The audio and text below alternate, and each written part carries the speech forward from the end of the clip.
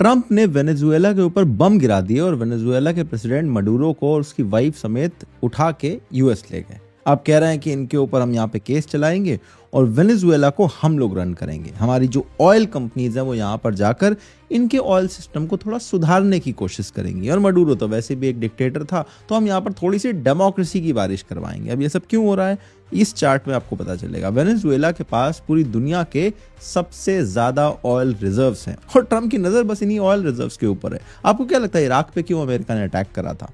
तब भी oil reason था, आज भी ऑयल रीजन है। जहां पर भी ऑयल दिखता है वहां थोड़ी सी डेमोक्रेसी पहुंचाने की कोशिश कर दी जाती है। अब यहां देखो आयरनीज कितनी चल रही हैं। जब ये साल शुरू हुआ तो फॉक्स न्यूज ने ट्रंप से पूछा कि इस साल में आपका दुनिया को क्या मैसेज है। कहता सिर्फ मैं दुनिया में पीस लाना चाहता हूं, और उसके अगले दिन वेनेजुएला में जाके बम गिरा दिए। अभी रिसेंटली फीफा ने ट्रंप को पीस प्राइज दिया है, और जो नोबेल पीस प्राइज ट्रंप को नहीं मिल पाया वो पता किसे मिला था? वेनेजुएला के ऑपोजिशन लीडर को। और वो ऑपोजिशन लीडर ने पीस प्राइज लेने के बाद इस प्राइज को ट्रंप को डेडिकेट किया था, और उन्होंने ओपनली अमेरिका से ये रिक्वेस्ट किया था कि आप लोग आओ और हमारे देश में आकर इंटरवीन करो। अब ट्रंप ने वो इंटरवेंशन कर दिया, और इससे आई एम श्योर यूएस की ऑयल कंपनीज बहुत गदगद हो रही होंगी। और यहाँ पर एक और एंगल है जो चाइना वाला एंगल है। जिस दिन ट्रंप ने वेनेजुएला पे अटैक करा उसी दिन चाइना से एक डेलीगेशन आया था वेनेजुएला के अंदर मडूरो से मिलने। मतलब यहाँ पर ट्रंप ने चाइना को भी एक मैसेज दे दिया है कि आप हमारे बैकयार्ड में वेलकम नहीं हो, आओगे तो अपने हाथ जलाओगे। वेनेजुएला के रिसोर्सेज बेच के अपने डेट को पे ऑफ कर देगा अमेरिका। बहुत बड़ी साजिश थी वेनेजुएला को एक्वायर करना, सिर्फ तेल के लिए एक्वायर करना उसकी साजिश नहीं थी, बट और भी बहुत सारी चीजें। वीडियो को एंड तक जरूर देखेगा। अमेरिका के ऊपर 38.5 ट्रिलियन यूएस डॉलर का डेट है, आप सबको पता है। माना यह जाता है कि 2035 में सिर्फ 2 ट्रिलियन यूएस डॉलर का वो इंटरेस्ट पे करेगा डेट पे। डोनाल्ड ट्रंप को पता था कि यार डेट तो रुकने वाला नहीं, आगे भी बहुत सारा डेट चाहिए होगा, लेकिन डेट, इतना बड़ा डेट आगे इशू करने के लिए उसको लाइसेंस चाहिए। अमेरिका को तो अभी बहुत सारी लड़ाई लड़नी है। अमेरिका को भी ईरान से भी लड़ना है, अमेरिका को रशिया से भी लड़ना है, अमेरिका को हो सकता है चाइना से भी लड़ना है। तो आगे तो यार और ज्यादा डेट इशू करना पड़ेगा और मनी प्रिंटिंग करनी पड़ेगी। ऐसा क्या करें यार आज की डेट में कि हमें ना लाइसेंस मिल जाए, हम अपनी जनता को ये कन्विंस कर पाए कि भैया हमारे पास बहुत रिसोर्सेज हैं। बट एक्चुअल में तो रिसोर्सेज थे नहीं। तो अमेरिका ने क्या करा कि क्यों ना एक ऐसी कंट्री पे अटैक करते हैं जिसके पास ना सिर्फ तेल बट बाकी भी इतने रिसोर्सेज हो कि कुछ ही घंटों के अंदर हमारा उस सारे रिसोर्सेज पे कंट्रोल हो जाए। आपको मैं कुछ नंबर्स बताने जा रहा हूं, आप लिटरली शॉक में चले जाओगे कि वेनेजुएला कितनी समृद्ध देश है, कि क्या क्या रिसोर्सेज है वेनेजुएला के पास। वेनेजुएला की अगर मैं बात करूं तो सबसे पहले तेल के बारे में तो आपने सुन लिया। 300 बिलियन बैरल का जो क्रूड ऑयल रिजर्व है, माना जाता है इसकी कीमत मार्केट में आज की डेट में 17.4 ट्रिलियन यूएस डॉलर का तेल जो है, तेल के रिजर्व जो है वो वेनेजुएला के पास है। हम बात करते हैं नेचुरल गैसेस की, तो नेचुरल गैस का जो रिजर्व में 34वें नंबर पे आता है वेनेजुएला। बात करें आयरन ओर की तो 600 billion US dollar worth of iron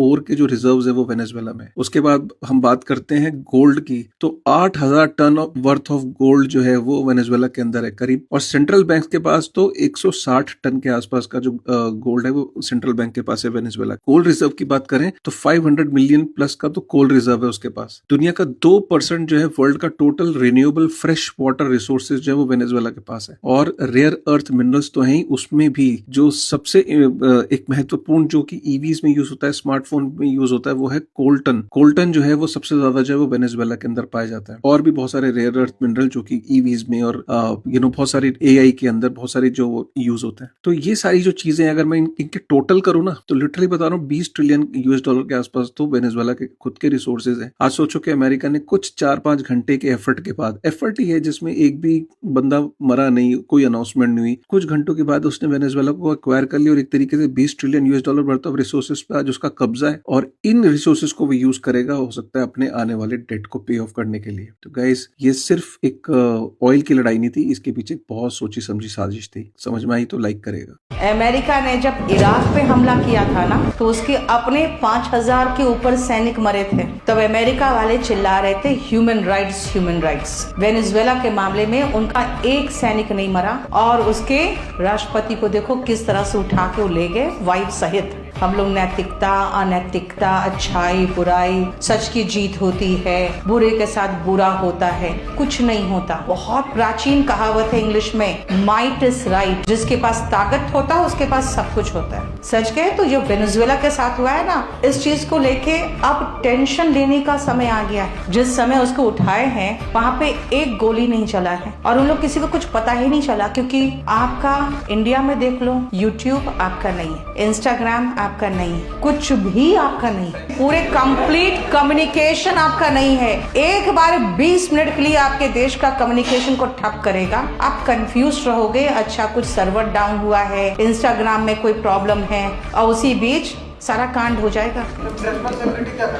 बेटा आधे को तो उसने खरीद लिया अमेरिका ने, और दूसरी बात है लास्ट मोमेंट में पूरा कंप्लीट वहाँ का संचार बंद हो गया। कैसे हुआ? क्योंकि सब कुछ विदेशी था, जैसे हम लोग हैं। आपको पता है, आप जाओगे चाइना, वहाँ पे ये सब यूट्यूब वगैरह काम नहीं करता है, उनका सब कुछ अपना है। इसीलिए सब कुछ उन लोग अपना कर रहे हैं, क्योंकि उनको अच्छे से पता है कि अमेरिका के कंट्रोल से बाहर निकलना है।